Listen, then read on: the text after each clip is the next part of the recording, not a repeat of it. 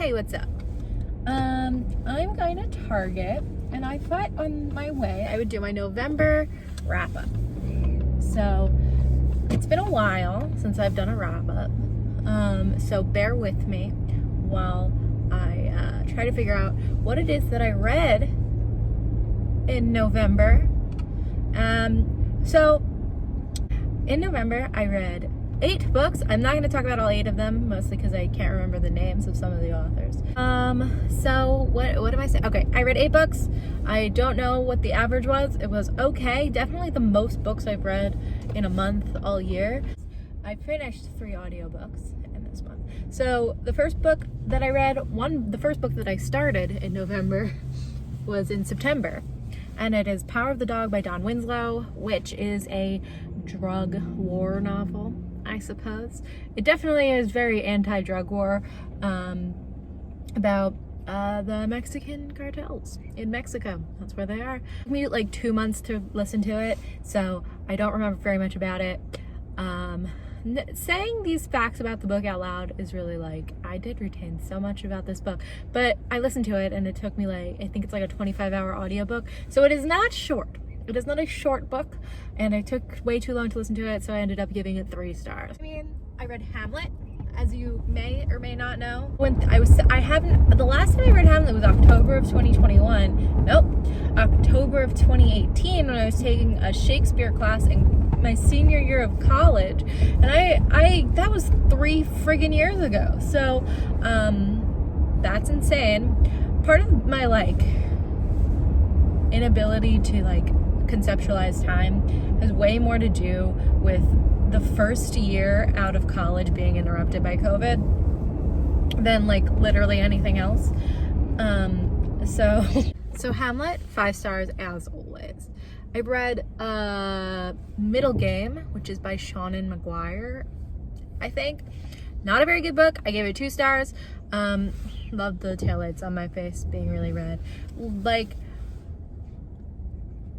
It's about twins in a lab, and they are entwined. They have a cosmic entanglement. So they start talking to each other when they're very little kids, and they can reset the timeline. It's very complicated. I know some people really like this book, but I just don't think that it is very compelling, honestly, all things considered. So I gave it 2 out of 5 stars.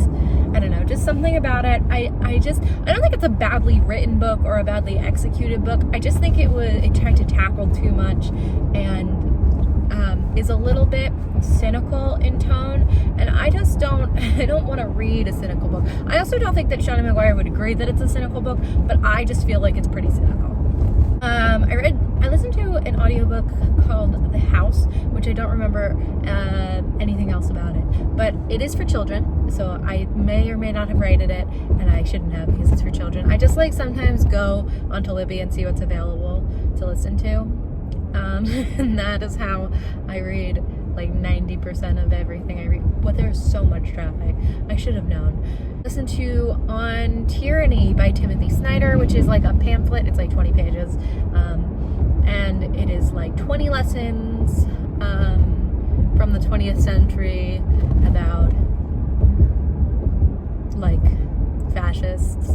I just think it's a book about how Trump is bad, and without ever being naming Donald Trump, which feels a little disingenuous.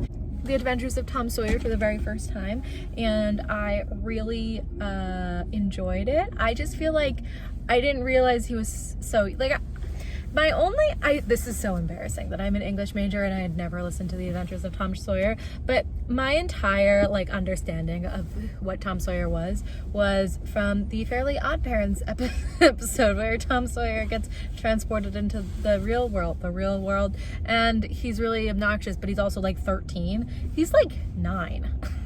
I read, I don't know why I thought I read 8. Whatever. And I also don't know if that was 8. I'm not counting. I'm not a counting major. Well, I was an accounting major. The last book I read was No One Will Miss Her by Kat Rosenfield. Field? I got it for my mom for Christmas, because I was listening to a podcast, I don't remember which one, and somebody compared it to Where the Crawdads Sing, which I know my mom really liked. So I was like, oh, I'll get her a book that is similar. I didn't read Where the Crawdads Sing, but from what I know about it, I don't think it's similar in any way. It is like kind of a thriller, but not really either. It's about a woman who lives in rural Maine who is killed in like a kind of gruesome way, and then at the beginning it's like she's telling the story from beyond the grave. It's got a really interesting concept, like beyond that also, and I like the characters that we got to know. Wow, I didn't realize that it was hard to talk about this book. I like the character. People were like, oh my god, it's kind of hard to talk about this book. I like the characters that we got to know. They were kind of terrible people and also deeply sympathetic, and I thought it was pretty good, but I think I only ended up giving it 3 stars, so I don't know exactly what it was about it, but I did read Hamlet in November, and I am back, baby. I don't really know like what I was doing or where I was going or why I didn't tell you what I was reading. I will be doing a best and worst, hopefully. I mean, I'm not going to promise that I'm going to post more videos.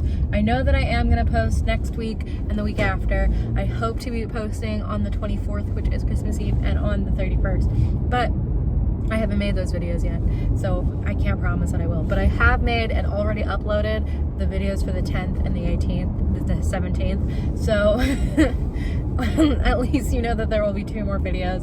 I hope that in the event that I continue to make videos, I will be posting on the, I want to do a best, like my 5-star, 1 4-star book that is actually my favorite book of the year, plus the 1 and 2-star books. I don't think I rated anything 1 star, but like the 2-star books that I rated this year, so that we can just kind of catch up.